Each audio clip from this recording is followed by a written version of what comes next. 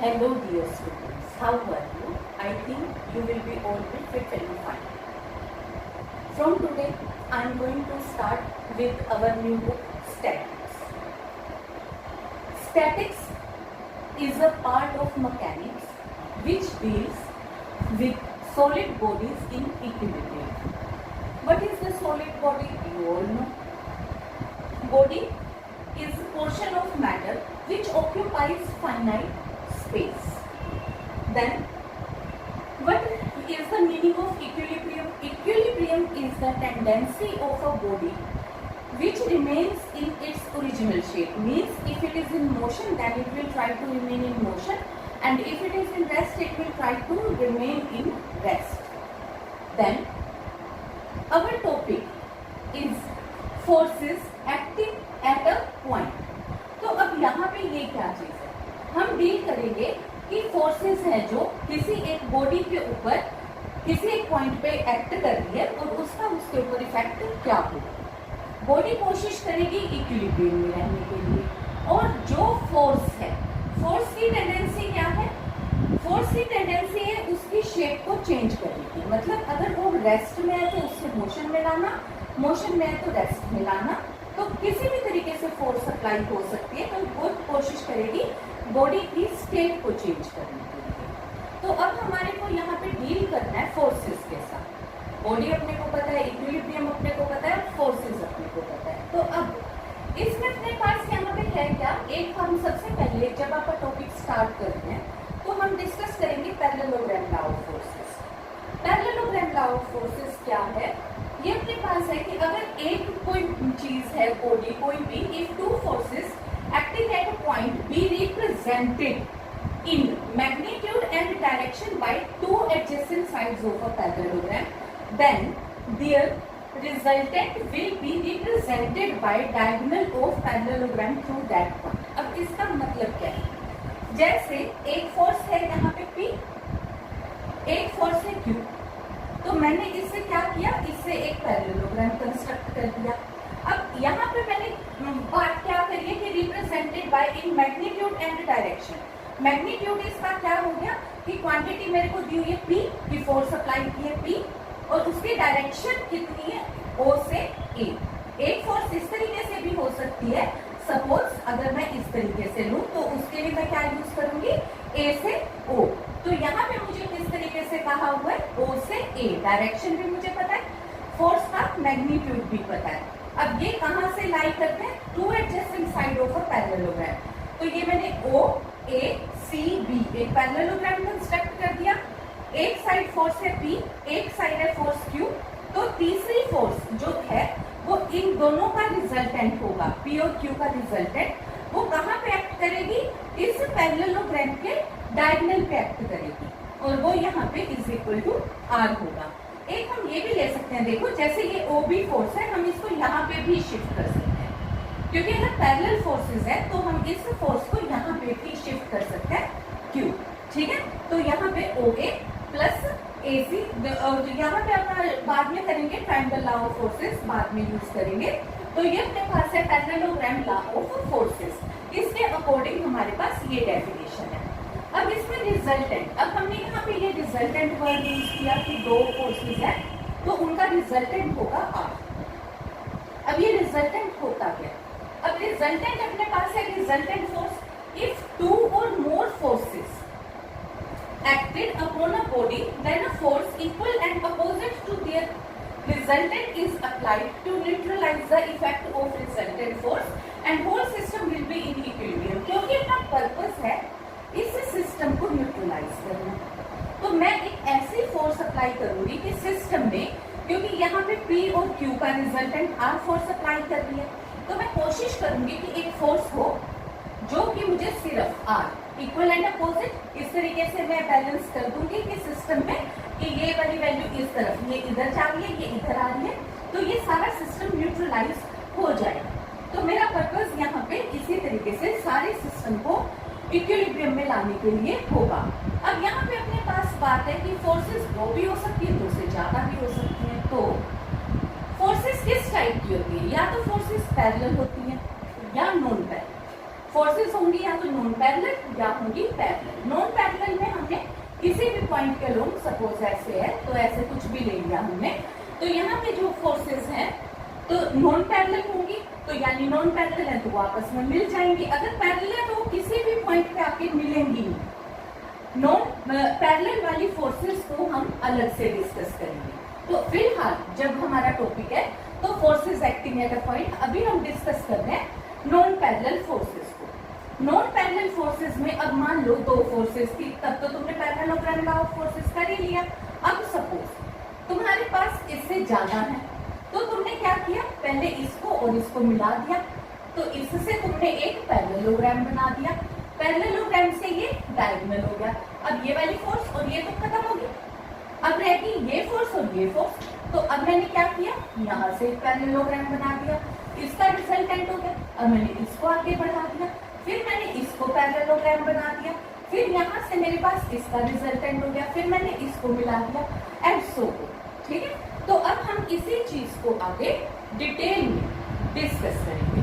तो ये अपने पास है रिजल्टेंट फोर्सेस। ठीक है,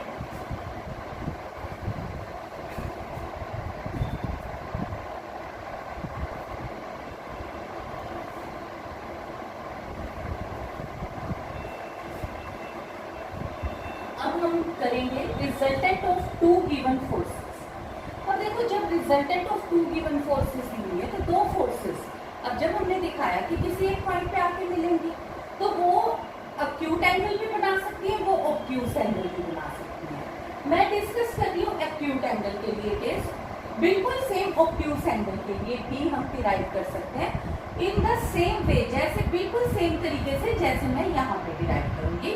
मैं तुम्हें एक का केस डिस्कस करके यहाँ पे दिखा रही हूँ। तो जैसे अब मान लो यहाँ पे हमने अभी एक रेक्टेंगल ला किया कि P और Q फोर्स है तो R उसका रिजल्टेंट होगा। अब देखो, जो दो फोर्सेस है P और Q वो एक दूसरे के साथ अल्फा एंगल बना रही है, और जो रिजल्टेंट है वो बेस के साथ थीटा एंगल बना रही है। ठीक है, अब हमने यहाँ से क्या किया, OA को आगे की तरफ बढ़ा दिया और C से इसके ऊपर परपेंडिकुलर डाल दिया। अब परपेंडिकुलर डाल दिया तो अब ये एक राइट एंगल ट्रायंगल बन गई। अब ये वाला एंगल अल्फा है तो इसलिए ये वाला बाहर वाला भी एंगल अल्फा हो गया। अब देखो, यहाँ पे अपने पास जो AC है इसके अलोंग भी तुम्हें पता ही है, हम पहले डिस्कस कर चुके हैं कि जो ये वाली फोर्स हम यहाँ शिफ्ट कर सकते हैं, तो यहाँ पे भी Q फोर्स लाई करेगी। अब देखो, OD किसके बराबर है, OA प्लस AD के बराबर है। अब मैंने यहाँ पे क्या किया, OA प्लस AD किया, तो AD के साथ मैंने AC मल्टीप्लाई और डिवाइड कर दिया। अब यहाँ कोस अल्फा की वैल्यू क्या होती है, बेस ओवर हाइपोटेन्यूज। बेस क्या हो गया, OD ओवर OC। तो यहाँ से वैल्यू मेरे पास क्या होगी, AD, तो ये वाली वैल्यू हो गई AD ओवर AC। ठीक है, ये जो चीज है मेरे पास AD और AC, क्योंकि ये भी एक मेरे पास राइट एंगल ट्रायंगल है, तो यहाँ से बेस ओवर हाइपोटेन्यूज मेरे पास हो गया कोस अल्फा। तो यहाँ पे OA की जगह पे मैंने क्या सब्स्टिट्यूट कर दिया, OA का मैग्नीट्यूड एंड डायरेक्शन के अकॉर्डिंग हमें पता है कि इसकी वैल्यू है OA, और AC की वैल्यू हमारे को पता है कि हम यूज कर चुके हैं AC is equal to OB is equal to Q। तो मैंने AC की जगह पे Q यूज किया, तो ये हो गया P plus Q cos alpha. Similarly अब जो ये वैल्यू है मेरे पास CD, अब जो ये CD है तो मुझे तो P और Q की ही शेप में चाहिए, तो मैंने CD के साथ भी AC मल्टीप्लाई और डिवाइड कर दिया। अब CD हमारे पास क्या हो गया, CD परपेंडिकुलर AC, ये अपने पास hypotenuse, perpendicular over hypotenuse sine alpha हो गया। तो यहाँ पे AC की जगह पे Q, तो ये हो गया Q साइन अल्फा। अब रिजल्टेंट, अब R स्क्वायर किसके अलोंग लाई करता है, OC के। अब देखो, ये मेरे पास पहले राइट, अब यहाँ पे ये वाली राइट एंगल ट्रायंगल होगी। अब अगर ये राइट एंगल ट्रायंगल है मेरे पास, तो मुझे पता है कि base square plus perpendicular square is equal to hypotenuse square. उसके अकॉर्डिंग OC स्क्वायर की वैल्यू हो गई OD square plus CD square. OD की वैल्यू मैंने यहाँ निकाली है, CD की वैल्यू मैंने यहाँ निकाली हुई है, इसकी वैल्यू मैंने स्क्वायर कर दी, इसका स्क्वायर किया, P square plus Q square cos square alpha plus 2PQ cos alpha, ऐसे इसका किया, तो ये रिजल्ट मेरे पास आ गया। अब cos square alpha plus sine square alpha 1 बन गया। अब यहाँ से मेरे पास ये रिजल्ट आ गया, तो टोटल रिजल्टेंट मेरे पास कितना हो गया, है पी और क्यू, तो उसका रिजल्टेंट किसके बराबर होगा, P square plus Q square plus 2p Q cos alpha. अब दोबारा से आ जाओ, अब ये जो रिजल्टेंट है, रिजल्टेंट भी कितना एंगल हमने कहा है कि बना रहा है बेस के साथ, वो बना रहा है थीटा एंगल। जैसे दो फोर्सेस एक दूसरे के साथ एंगल अल्फा बना रही है, ऐसे ही रिजल्टेंट एक फोर्स के साथ हमारे पास थीटा एंगल बना रहा है। तो जो बड़ी फोर्स होती है वो ज्यादातर हम बड़ी फोर्स को पी कंसीडर करके चलते हैं, तो बड़ी फोर्स के साथ एंगल थीटा बना रहे हैं। तो यहाँ पे वैल्यू अपने पास हो गई tan थीटा। अब tan थीटा कितना होगा, वो भी परपेंडिकुलर ओवर बेस होगा, perpendicular over base CD over OD की वैल्यू हमने पुट करी, तो ये हमारे पास tan थीटा का वैल्यू आ गई, ये sin थीटा और ये cos थीटा की वैल्यू आ गई। अब एक चीज और एग्जिस्ट करती है, देखो अब हमारे पास यहाँ पे है कि रिजल्टेंट तो हमने फाइंड आउट कर दिया। अब रिजल्टेंट कितना मैक्सिमम हो सकता है, कितना मिनिमम हो सकता है। रिजल्टेंट मैक्सिमम कब होगा, रिजल्टेंट क्योंकि फार्मूला ये है पी स्क्वायर और क्यू स्क्वायर, क्योंकि मैग्नीट्यूड तो हमें दिया ही हुआ है, तो ये तो हम चेंज कर नहीं सकते। अब ये वाली वैल्यू हमारे पास कब मैक्सिमम होगी, अगर इसकी वैल्यू मैक्सिमम होगी। इसकी वैल्यू मैक्सिमम कितनी होती है, कोस अल्फा और साइन अल्फा हमें पता ही है कि इनकी वैल्यू लाई करती है, इनकी रेंज होती है -1 से 1। तो यानी कि इसकी कोस अल्फा की मैक्सिमम वैल्यू है +1 और मिनिमम वैल्यू है -1। तो अगर मुझे मैक्सिमम रिजल्टेंट चाहिए तो मैं 1 यूज करूंगी, मिनिमम चाहिए तो मैं -1 यूज करूंगी। अब ये होगा कब, कोस अल्फा वैसे तो तुम्हें पता ही है कि 1 कब होता है, जब एंगल 0 हो। -1 कब होता है, जब एंगल हमारे पास 180 डिग्री हो। तो उसमें क्या है कि इसमें हम कहेंगे कि जब P और Q दोनों फोर्सेस एक ही डायरेक्शन में एक्ट करती है। इधर हम कहेंगे जब दोनों फोर्सेस अपोजिट डायरेक्शन में एक्ट कर रहे हैं, तो वो हमारे पास मिनिमम होगा, और जब दोनों सेम डायरेक्शन में तो मैक्सिमम रिजल्टेंट होगा। तो अब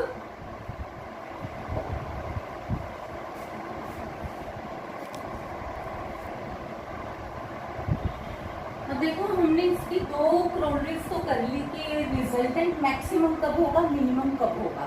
अब इसके अलावा हमारे पास अब एक क्रोनरी और है जिसमें हमारे को एंगल दिया हुआ है π/2। π/2 का मतलब क्या हुआ कि यानी कि अभी जो पैरेललोग्राम है ये एक रेक्टेंगल बन गया। क्या होगा अगर ये रेक्टेंगल बन गया, तो यानी कि जो ये अल्फा है ये 90 डिग्री हो गया। अगर अल्फा 90 डिग्री है तो कोस अल्फा 0 हो गया। कोस अल्फा 0 हुआ तो रिजल्टेंट हमारे पास क्या हो गया, P square plus Q square हो गया, और tan थीटा की वैल्यू q ओवर p हो गई। इसी तरीके से अब हमारे पास नेक्स्ट है कि क्या होगा अगर p इक्वल टू क्यू हो जाए, यानी कि रेक्टेंगल की भी बजाय अगर ये स्क्वायर की फॉर्म में चला जाए। तो अगर p और q बराबर होंगे तो हमने यहाँ पे q की जगह पे भी p सब्स्टिट्यूट कर दिया, यहाँ पे भी p सब्स्टिट्यूट कर दिया, तो ये बन गया 2p square plus 2p square cos alpha. अब हमने यहाँ से 2p स्क्वायर कॉमन लिया तो 1 प्लस कोस अल्फा हो गया। 1 प्लस कोस अल्फा अपने को पता है 2 कोस स्क्वायर अल्फा बाय 2 होता है, इसको फिर हमने स्क्वायर रूट किया तो यहाँ से हो गया 2p कोस अल्फा बाय 2। तो उस केस में हमारे पास इसका रिजल्टेंट हो गया 2p कोस अल्फा बाय 2। अब देखो जो हमने फिर वैल्यू करी कि p और q बराबर हो गए, पर हम ज्यादातर फोर्सेस दोनों सेम नहीं होती कई बार। तो जैसे एक फोर्स बड़ी होगी एक छोटी होगी, तो हम ज्यादातर बड़ी फोर्स को p कंसीडर करके चलते हैं, मतलब जो हम बेस में लेकर चलते हैं वो फोर्स को ज्यादातर कोशिश करते हैं कि p लेकर चले। तो नाम उसका कुछ भी हो सकता है। तो वैल्यू अपने पास है, जैसे ये p फोर्स है और अगर ये वाली वैल्यू q से बड़ी है, ठीक है, तो ये अपने पास इस तरीके की वैल्यू है। तो अपने को जो यहाँ पे पैरेललोग्राम लॉ के अकॉर्डिंग हम इसका इस तरीके से बनाएंगे, तो ये वाली वैल्यू हमारे पास जो यहाँ पे एंगल थीटा है और ये टोटल एंगल अल्फा है, तो हमें ये प्रूव करना है जो ये थीटा एंगल है ये अल्फा बाय 2 से छोटा हो, ठीक है। तो हमने यहाँ पे क्या प्रूव किया कि हमारे पास क्योंकि p q से बड़ा दे रखा है, अब हमने दोनों तरफ q कोस अल्फा ऐड कर दिया, ऐड सेम चीज ऐड की है तो भी इक्वालिटी सेम रही। अब हमारे को पता है कि q साइन अल्फा हमारे पास पॉजिटिव है, क्योंकि p और फोर्स दोनों मैग्नीट्यूड वाइज हम पॉजिटिव ही लेकर चलते हैं दोनों फोर्सेस को, और साइन अल्फा भी क्योंकि हमने एंगल ये 90 डिग्री से एक्यूट एंगल ली है, तो साइन अल्फा ये भी हमारे पास इस तरीके से वैल्यू है। तो क्यू साइन अल्फा पॉजिटिव है, तो पॉजिटिव वैल्यू से जब मैंने डिवाइड किया तब भी इनइक्वालिटी चेंज नहीं हुई, तो यहाँ से वैल्यू अपने पास ये होगी। अब ये वाला फार्मूला होता है कोट थीटा का, यहाँ पे क्यू क्यू कट गया, 1 plus cos alpha sine alpha, 1 plus cos alpha बिल्कुल उसी तरीके से 2 कोस स्क्वायर अल्फा बाई 2 आ जाएगा। साइन अल्फा की जगह हम यूज कर लेंगे 2 sine alpha by 2 cos alpha by 2, 2 cos alpha by 2 cut गया, ऊपर बच गया कोस अल्फा, नीचे साइन अल्फा, तो ये हो गया कोट अल्फा बाई 2। तो अब यहाँ पे जब हमने रेसिप्रोकल किया तो इनइक्वालिटी चेंज हो गई, यानी कि tan theta will be less than tan alpha by 2, और यहाँ पे अपने पास अभी रिजल्ट में क्या हो गया, theta will be less than alpha by 2। देखो हमारे पास एग्जाम्पल है, अब एग्जाम्पल में हमारे पास क्या चीज कही है कि 3 फोर्सेस दी हुई हैं और कहा है सिस्टम इक्विलिब्रियम। अब अपने को पता है कि सिस्टम इक्विलिब्रियम में कब होगा, जब 2 का फोर्स तीसरी फोर्स के बराबर होगा, ठीक है। तो इसका मतलब है कि 2 फोर्स का रिजल्टेंट तीसरी फोर्स के बराबर दिया होगा। अब यहाँ पे हमारे को प्रूव करना है कि angle between 3Q and 5Q निकालना है। सिस्टम दिया हुआ है हमारे को इक्विलिब्रियम, अगर सिस्टम इक्विलिब्रियम में है तो इसका मतलब हमारे पास क्लियरली क्या हो गया, यानी कि 3Q और 5Q का रिजल्टेंट दिया हुआ है 7Q। तो अब हम यहाँ पे क्या यूज कर लेंगे, रिजल्टेंट R की जगह पे यूज करेंगे 7Q, क्योंकि फार्मूला हमने यूज किया हुआ है R² is equal to P² plus Q² plus 2PQ cos alpha, ये हमें पता है रिजल्टेंट होता है। तो मैं इन दोनों फोर्सेस में से एक को P कंसीडर कर लेती हूँ, एक को Q। से मैंने कह दिया P इक्वल टू 3Q है और Q is equal to 5Q है। वैसे यहाँ पे Q अब ऐसे ले नहीं सकते, पर मैंने कह दिया कि मैं इसकी जगह पे सब्स्टिट्यूट करनी है वैल्यू, तो मैंने यहाँ पे R की जगह पे 7Q² सब्स्टिट्यूट कर दिया और P की जगह पे 3Q और Q की जगह पे 5Q का स्क्वायर। तो ये अपने पास कितना हो गया, 2Q² 5Q कोस अल्फा। अब इधर से मेरे पास अब रिजल्ट कितना हो गया, मैंने स्क्वायर कर दिया, सोल्व कर दिया, 49Q², इसका स्क्वायर, इसकी कैलकुलेशन ये अपने पास आ गई। इस चीज को कैलकुलेट करके हमने अपने पास आ गया 15Q², इधर आ गया अपने पास 30Q², यहाँ पे आ गया अपने पास cos alpha is equal to 1/2। अब कोस अल्फा 1/2 कहाँ होता है, ट्रिग्नोमेट्री रेशियो के हिसाब से alpha is equal to 60 degree. तो अपने को पता चल गया कि 3Q और 5Q के बीच में एंगल बनता है हमारे पास इज इक्वल टू 60 डिग्री। अगर हमारे को डायग्राम भी बनानी हो तो यहाँ पे ये 3Q बना दो, यहाँ पे ये 5Q बना दो और यहाँ कहीं पे एक 7Q बना, ठीक है। और हमारे पास क्योंकि ये तुम ये नहीं कुछ भी ये कहने की जरूरत नहीं कि ये तो इक्विलिब्रियम में है, तीसरी फोर्स कैसे हो गई, तो कुछ भी नहीं है। देखो जैसे ये हम पैरेललोग्राम बनाएंगे, यहाँ पे इसका रिजल्टेंट यानी कि ये 7Q है, ये इक्वल एंड अपोजिट तो बैलेंस हो गया होगा, ठीक है। हमें कुछ भी डिस्कस करने की जरूरत नहीं, ये इसकी एप्लीकेशंस जो अभी हमने काम किया। अभी आप और एग्जांपल्स इसकी करेंगे।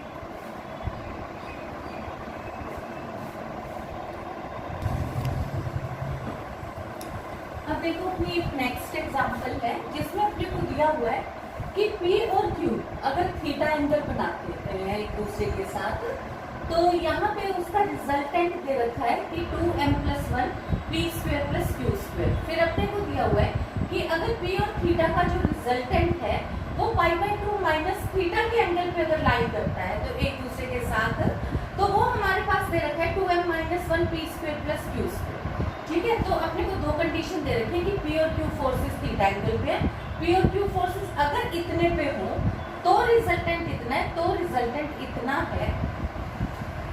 तो हमारे को प्रूव करना है tan theta is equal to m-1 over m+1, यानी कि अपने पास प्रूव करना है हमारे को tan थीटा। अब देखो हमें क्वेश्चन करते हुए जो स्टेटमेंट में दिया होगा हम उसी के अकॉर्डिंग चलेंगे। पहले मुझे दिया हुआ है कि P और Q making an angle theta, तो रिजल्टेंट कितना है, तो मैंने यूज कर दिया R² is equal to P² plus Q² plus 2PQ, क्योंकि एंगल थीटा दिया हुआ था तो मैंने क्या यूज कर दिया, कोस थीटा। इसको मैंने सोल्व कर दिया, स्क्वायर किया तो ये हो गया 4m² प्लस 4m+1, ये हो गया P² प्लस Q²। यहाँ पे ये वाली वैल्यू P² प्लस Q², देखो इस वाले से कट गई तो मेरे पास बच गया 4m² प्लस m, ये 4m फिर मैंने कॉमन ले लिया तो ये रिजल्ट मेरे पास बच गया is equal to 2PQ cos theta. ये मेरा पहला केस सोल्व हो गया। सिमिलरली मैं दूसरा केस सोल्व कर सकती हूँ। दूसरे वाले केस में मेरे को एंगल अब देखो यहाँ पे क्या दिया हुआ है, रिजल्टेंट मेरे को दिया हुआ है 2m माइनस, एंगल कितना दिया हुआ है, एंगल दिया हुआ है 90 माइनस थीटा, ठीक है। तो जब मैंने अब, क्योंकि बाकी तो सारा केस इसी तरीके से जाएगा, तो रिजल्टेंट मेरे पास कितना हो गया 4m, यहाँ प्लस था यहाँ -1 हो गया। इसी तरीके से cos 90 minus theta, cos 90 minus theta कितना होता है sin थीटा, तो यहाँ पे ये फर्क आ गया। अब आंसर में मुझे चाहिए tan थीटा, तो मुझे ये पता लग गया यहाँ cos थीटा आ गया, यहाँ sin थीटा आ गया, तो मुझे इनको डिवाइड करना है, तो मैंने इसको इसके साथ डिवाइड कर दिया। तो डिवाइड करने पे मेरे पास कितना आ गया, देखो ये 4m और 4m कट गया, p स्क्वायर और q स्क्वायर कट गया, कितना बच गया tan theta sin over cos 2pq cut गया is equal to m minus 1 m plus. अब और भी एग्जाम्पल लेंगे अभी।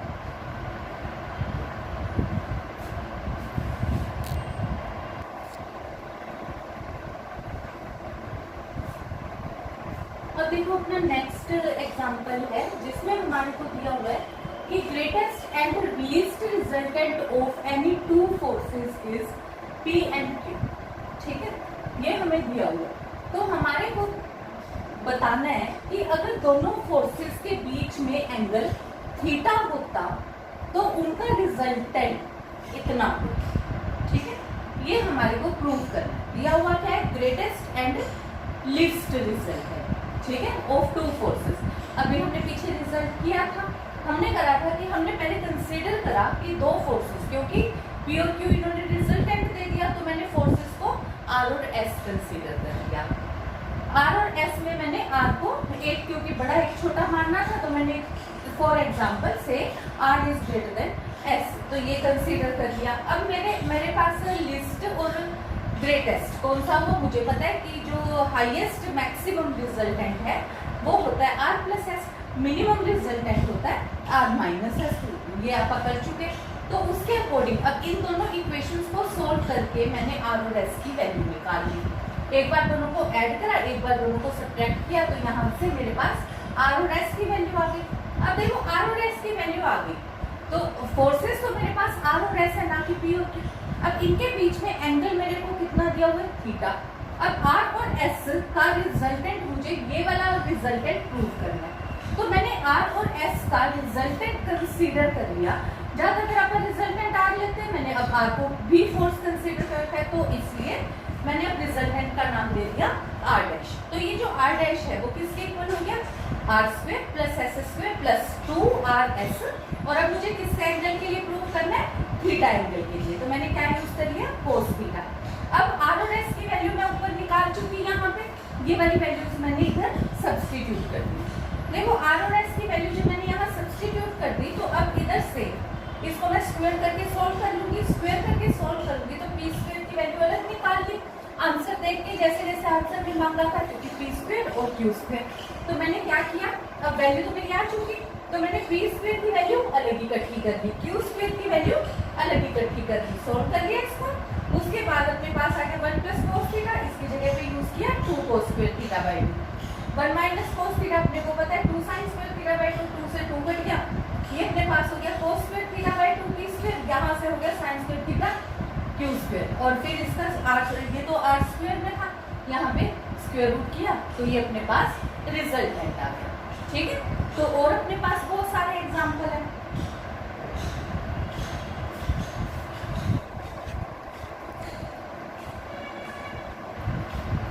अब देखो अपने को नेक्स्ट एग्जाम्पल दिया है कि P और Q दो फोर्सेस हैं जिनका रिजल्टेंट R, ठीक है। अब सेम एंगल सेम है, तो यहाँ पे P और Q की वैल्यू अपने को R दी है। फिर कहें कि अगर R की वैल्यू अपन 2 गुना कर दें, अगर P और Q की बजाय P की तो सेम रहा, Q हमने कर दिया 2Q, तो रिजल्टेंट भी डबल हो जाएगा। फिर तीसरी कंडीशन थी कि अगर Q रिवर्स्ड कर दे, रिवर्स्ड का मतलब है instead of Q direction change हो गई, डायरेक्शन चेंज हो गई तो अपन Q की जगह माइनस Q यूज करेंगे, तो भी रिजल्टेंट डबल हो जाता है। तो हमें प्रूफ क्या करना है, P square is to Q square is to R square की रेशियो निकालनी है। अब यहाँ से अपने पास वैल्यू क्या हो गई, देखो according to first condition R square is equal to P square plus Q square plus 2 P Q cos alpha हो गया। फिर अपने को दूसरी कंडीशन के अकॉर्डिंग हमने यहाँ पे क्यू की जगह पे क्या यूज कर दिया 2q², 2q, तो ये हो गया 4q², और यहाँ पे भी ये 2q यूज किया तो यहाँ हो गया 4q। ऐसे ही थर्ड के अकॉर्डिंग यहाँ हो गया, क्योंकि रिजल्टेंट डबल हो गया 4r² p² माइनस q का स्क्वायर करेंगे वो भी प्लस q², और यहाँ पे p माइनस q तो यहाँ हो गया -2p। तो अपने पास ये तीन इक्वेशन इस तरीके से डिराइव हो गई। अब जो ये तीन इक्वेशन हमने डिराइव करी है, ऑब्वियसली देखो यहाँ पे साइन माइनस का, यहाँ प्लस और यहाँ प्लस। तो मैंने क्या किया, पहले चाहूँ तो मैं इन दोनों इक्वेशंस को लेके सब्ट्रैक्ट कर दूँ, ठीक है, क्योंकि यहाँ पे मैं क्या करूंगी, इस इक्वेशन को 2 से मल्टीप्लाई करूंगी और इन दोनों को आपस में सब्ट्रैक्ट कर दूंगी, या फिर मैं इसको और इसको भी ले सकती हूँ। तो मैंने पहले फर्स्ट और सेकंड को यूज किया, तो यहाँ पे मेरे पास ये वाली इक्वेशन कंडीशन आ गई। फिर मैंने थर्ड और सेकंड को लिया, मैं फर्स्ट और थर्ड को भी ले सकती हूँ। तो यहाँ पे मेरे पास क्या रिजल्ट आ गया, 12r², तो मेरे पास दो इक्वेशंस आई, एक तो बन गई 4r², ये वाली इक्वेशन मैंने यूज करी, एक बार ये वाला सेट यूज किया। अब यहाँ पे वैल्यू अपने पास पहले मैंने यूज करी फर्स्ट और थर्ड यूज करी, फिर मैंने यूज करी सेकंड और थर्ड। तो फर्स्ट और थर्ड में तो सिंपली ऐड करके मेरा काम हो गया। तो यहाँ पे मेरे पास आ गया फर्स्ट एंड थर्ड, जो ये दूसरी इक्वेशन है, क्योंकि यहाँ पे 4r² है पर ये वाली वैल्यू में अब अपने पास यहाँ पे 2 है, यहाँ पे 4 है। तो मुझे क्या करना पड़ा, इस इक्वेशन को पहले 2 से मल्टीप्लाई करना पड़ा, उसके बाद इसमें ऐड करना पड़ा। दोनों को सोल्व कर लो, एक कंडीशन ये बन गई, एक कंडीशन ये बन गई। कहने का पर्पस ये है कि इन तीन इक्वेशन से तुम कैसे भी करके कोई दो इक्वेशन बना लो जिसमें कि केवल p, q और r इंक्लूड हो, तो वो तुम्हारे पास दो सेट ऑफ इक्वेशन आ गए। दो सेट ऑफ इक्वेशन, एक सेट अपने पास ये बना, एक ये बना। अब तुम्हारे को रेशो प्रोपोर्शन वाला मेथड भी पता है कि क्रॉस मल्टीप्लाई हम करते हैं। तो पहले आप मिडिल टर्म लिखते हैं 2 2, फिर -5 -4, फिर 2 1, फिर वापस 2 2। तो क्रॉस मल्टीप्लाई करके हमने यहाँ पे ये अपने पास हो गया -8 + 10, तो ये हो गया over 2। Similarly all other ratios, तो ये हो गया p/q/r की ये रेशो हो गई। अगर तुम चाहो तो स्क्वायर रूट करके ये रेशो भी फाइंड आउट कर सकते हो, ठीक है। अब अपने पास नेक्स्ट एग्जांपल आप देखते हैं कौन सी है।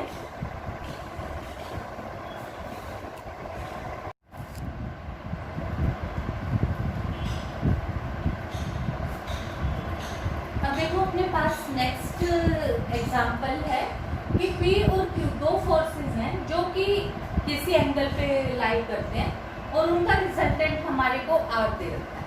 तो जो रिजल्टेंट है वो π/2 एंगल बनाता है P के साथ। लेकिन अब अगर Q की जगह फोर्स हो जाए Q' और तो वो रिजल्टेंट हमने कहा कि क्योंकि रिजल्टेंट बदल जाएगा तो रिजल्टेंट हमने कह दिया R' है मान लो। तो अब वो π/2 एंगल बनाता है Q' के साथ, ठीक है। और हमारे को P और Q फोर्सेस अभी भी, और PQ और PQ' दोनों ही सेम एंगल पे एक्ट करते हैं, यानी कि दोनों के बीच P और Q फोर्स के बीच भी एंगल अल्फा है, P और Q' के बीच भी एंगल अल्फा है। पहले केस में हमारे को दे दिया कि जो रिजल्टेंट है वो 90 डिग्री बनाता है P के साथ। दूसरे में हमारे को दे दिया कि 90 डिग्री एंगल बनाता है Q के साथ, ठीक है। जो रिजल्टेंट है वो Q' के साथ एंगल 90 डिग्री बनाता है। तो हमारे को प्रूफ करना है P² = QQ'। अगर P² QQ' है तो तुम्हारे को पता ही है कि ये होता है, ठीक है। और ये अपने पास किसका है, geometric mean between Q and Q', ठीक है। तो ये हमें प्रूफ करना है। तो हमने सबसे पहले क्या दिया, अपने पास दो फोर्सेस दे रखी थी P और Q, दोनों के बीच एंगल कितना दे रखा था कि रिजल्टेंट 90 डिग्री। तो हमने पीछे रिजल्ट किए थे sin theta, cos theta, tan theta, उसके अकॉर्डिंग sin 90 cos 90 अपने पास कितना हो गया P + Q cos α/r resultant, ठीक है। अब तुम्हारे को पता है कि cos 90 = 0 होता है, इसी करके हमने cos यूज किया। तो ये वाली वैल्यू 0 हो गई और ये रिजल्टेंट 0 में खत्म हो गया, ऊपर रह गया P + Q cos α। यहाँ से हमने cos α की वैल्यू निकाल ली, तो ये होगी -P/Q। अब सिमिलरली अब देखो ये वाली वैल्यू जहाँ P था उसकी जगह पे क्या आ गया Q' आ गया। क्यों की जगह पे क्या आ गया, P आ गया, रिजल्टेंट की जगह पे R डैश आ गया। तो ये अपने पास कितना हो गया, अगेन से this value is equal to 0 और cos अल्फा, इस बार cos अल्फा की वैल्यू कितनी आ गई, minus Q dash over P। अब ये वाली वैल्यू cos अल्फा और cos अल्फा ये दोनों सेम है।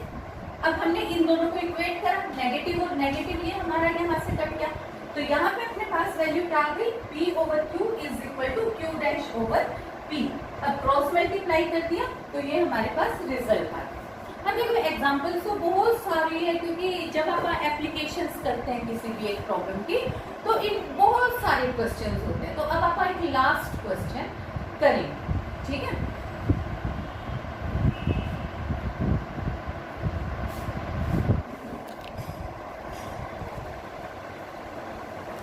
अब देखो अपनी नेक्स्ट प्रॉब्लम है कि दो फोर्सेस दी हुई हैं जो कि P प्लस क्यू और P माइनस क्यू की, और दोनों एक दूसरे के साथ 2 अल्फा एंगल बनाती हैं। फिर हमें कहा है कि जो रिजल्टेंट है इन दोनों फोर्सेस का वो थीटा एंगल बनाता है with the bisector of angle between them.